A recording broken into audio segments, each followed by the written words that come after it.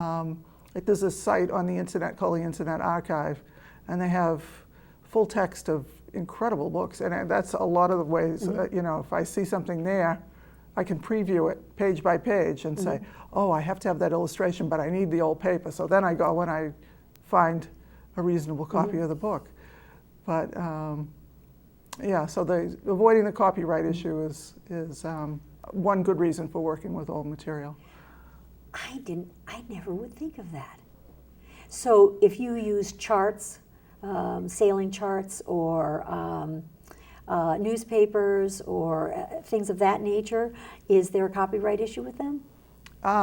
If they're recent? If they're recent, yes. Yeah, there is. I believe there should be, yeah. Oh my goodness, yeah. I've used a lot of things like that. There's a lot of appropriation in the art world, and you can use little bits and pieces and rearrange them and make them your own.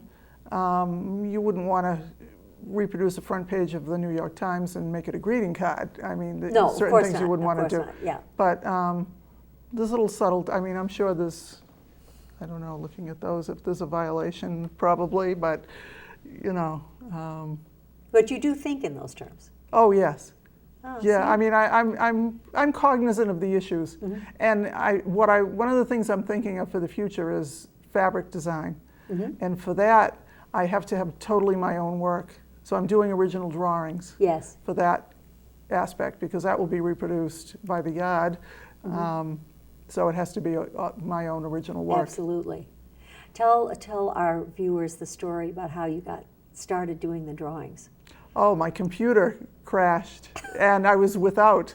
So I had to amuse myself somehow without technology. So I started drawing. I took a sketchbook and some glasses of different color markers and just set them right by my bed. So every night when I, instead of reading or watching a movie, I would draw. And I just started doing these things sort of randomly.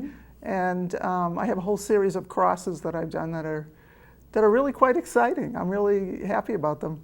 And so I scan them into my computer now that I have a new one, and I can manipulate the color and the scale and repeat and do all kinds of wonderful things. And it's amazing the different looks you can get by repeating something and turning it. And yes, changing the scale of it. Yeah, and the depth pattern of the design color has always been fascinating to me. So I'm really exploring it now. Yeah. Are you a fan of the 1920s textile designers in Russia? Oh, I think all the Russian art is fabulous. Yeah. I mean, for me, the advertising, the book illustration, everything. Yeah. And it was a real renaissance during it was actually during the Revolution. It came after into the 20s from the Russian Revolution. And the first time I ever saw the textiles that had tanks in them and planes in them, and they were absolutely beautiful. And I thought, wow, never seen fabric that looks like this. And I'm a fabric freak, and my mother was a weaver, and I'm a designer, and the reason I got into design was textiles, because I just can't get enough of them. They're just so wonderful. Yeah, they are beautiful. So when you print your first fabric, I want you to call us, and we'll buy some and use it on this table. Oh, that would be lovely. Be pretty exciting. That would be lovely, yes. This is Anita's. It's now mine, but it came from Anita. Very nice. I would be happy to do that. Wonderful. That's something to look forward to. Your drawings, which we will show, are very, very meticulous. Do you do rough sketches first, or do you start with a very meticulous drawing like the ones you showed me? Well, no, I generally start in the middle and work my way out. Where's the middle? Like, for instance, the drawing on this card started with an X in the middle. Yep. And then I worked my way around, and then I add dots, because I always add dots to everything that I can. And at a certain point, it looks finished, and I stop. And then once I scan it and I get it into Photoshop, then I can play with the color. So even if, as I'm doing it, I'm thinking more in terms of darks and lights than anything else. Yes. Because I know if, you know, the orange marker is running dry and I have to reach for the pink, I know once it gets back into Photoshop, I can fix it. And I can put it back to what I really intended to do had I had the materials. Now, what Photoshop do you use for this? I just use Photoshop Elements. Elements. Yeah. And you can do that. Yes. I think I have to get that. Yeah. That sounds like fun, with a huge learning curve, of course. But you can click on any portion of the the drawing, Uh-huh. and then you can change the value, you can change dark and light, and it's incredible what you can do. I mean, some things that I do on a white piece of paper, if I gray the background, it gives you a Yes, totally different feel. absolutely. Softens it right down. You can even change the line. Like, one of the things I'm trying to do with these drawings is not use black. So Oh. some things, if I have to outline, I'll use, say, green. And it Or just, orange. yeah. Orange is great to outline Yeah, or with, too. brown, and Yes. just not having that black, that harsh black line. Mm-hmm. They don't look like, coloring book things as much as, they would if the With line the were black. line. Yeah. Interesting. And then when you get into Photoshop, you can drop out the line totally. Mm-hmm. So you look at this and it looks like batik fabric or something, that was resist dyed. It's just incredible what you can do. Now, that will influence your collages, I imagine. Oh yes, because now what I'm doing is I'm creating elements from my original drawings, changing the scale, repeating them. I have a series now that I'm doing that's quarter dots, and Quarter dots. it's a dot cut in quarters, and then they're yes. manipulated, and so it's like a mandala. Yes. And they're beautiful to just meditate on. Always have my latest one on the bedroom wall. Always in a circle. No, it's actually, they're on squares, but the Oh. elements are all dots. Uh-huh. And in dim light, they move. So I'm sort of playing with op art in a way. Ah. You're all over the place. It's wonderful. Well, I'm making up for lost time, you see, because I never went to art school, so it's all new. And as soon as I discover something else exciting, I can incorporate it into my collage. Absolutely. Yeah. Absolutely. Well, it's amazing that you have so much flexibility and so much variety in your work and weren't limited by art school. Because Yes. maybe that's what it does.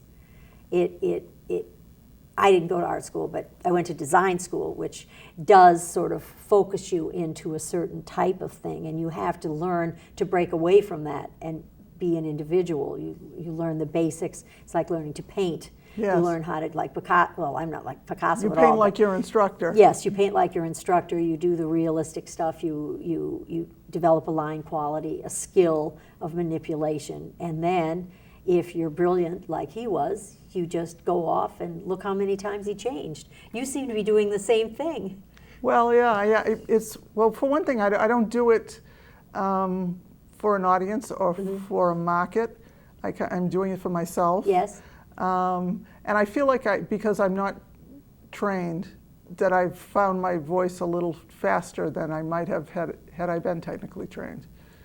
So, That's interesting. yeah, Yeah. yeah. Now, do you sell your work? I've sold a few, yeah. Do you want to sell it? I would love to be represented by a gallery. I mean, people who come to my shop sometimes they look at it and they don't know what to think of it. Other people don't notice it. Occasionally I have someone that comes in and just really goes, wow, and starts to look at it all, and that's very rewarding. I love I'm it when sure. that happens. I'm sure. And I teach a little bit, which is fun, because when you're teaching, you're getting so much back from people as well. I mean, they look at things and they say, well, why can't you do it this way? And you think, well, I guess you could. I just never thought of that, So you get all kinds of great ideas. Yes. It's a give and take. It's wonderful. Yes, it is. The ideal situation with collaboratives is that happens, and that you don't influence each other so much that you all start looking like the same. Yeah. The problem of having a specific teacher that teaches you to do it a certain way, and then breaking away from that influence, taking the technique and going a different way. You studied with Jonathan, and your work doesn't look anything like his. You obviously have a very personal stamp that you put on it. I'd love to see all of it. Do you feel like it has a transition, that it moves from one thing to another flawlessly for you? Well, there's certain series that I'm never quite finished with. For instance, the Blanche drawings. Blanche was my grandmother. She had red hair, and I did a drawing for her of her many years ago that I was going to do in batik, and I never did it. in batik. And then all of a sudden when I started doing the collage, I said, well, I need a drawing. And I was hung up on drawing then. I was before I started doing this, which is very freeing. And so I decided I would do something with that drawing. So the first one that I did has just her eyes.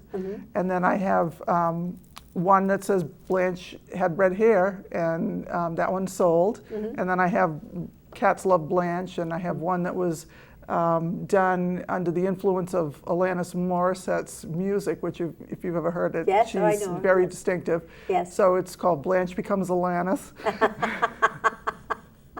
Did she have a microphone? No, no, but she looks a little, you know, distraught. And so every once in a while I think, well, I'm going to return to that theme, the Blanche theme. So I'm not done with Blanche. But I want to do other members of my family as well. Like I have an Irene drawing, that was my mother, and I have one of my daughter, Mary Ann. So eventually they'll appear in collages. And then the dots, which just kind of happened simultaneously, you know, well, actually, it started. You can't control them. No, they come all the time. No, they do. It's amazing. Well, I decided I was going to learn how to paint in acrylic, and I had no idea. I mean, I don't draw realistic things. Yes. You know, I don't do landscape drawings or things like that. So I said, well, I want to paint, but what am I going to paint? So I started doing dots, because it just seemed like a nice way to learn brush control. Yes. And I was glazing because I already had my acrylic medium, thanks to Jonathan's method. And so there were painted dots, and I said, well, that effect is kind of nice.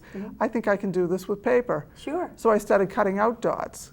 Well, then I discovered there are punches. There's a thing called an arch punch that you hit it with a hammer. Yes. And it just punches right through. It's lovely. Yes. So the two there, Do Not Adjust and The Fault, were the last hand those cut. are big circles. Those are the last hand cut circles. After that, I started punching. So, well, hand cut circles are really difficult. Even when you draw them first and you think, well, I just follow the line, and it's very difficult. No, you really need that hand-eye coordination. And we're getting close to the end, and I wanted to ask you, how do you know when a piece is finished? I find that a conundrum. Yeah, it's hard. Sometimes you know right away. Like those two, I knew, done, right there. They just kind of all went down, and They settled into a nice, happy it was place, really and you nice. knew. I was happy with them. I just started them and finished them in the same, the same go, and it was very easy and very satisfying. There are some that I'm still not done with, and I don't know if I should just give them up or not, and so I leave them and I come back to them. I have some I haven't even glued down yet. You make me feel so much better.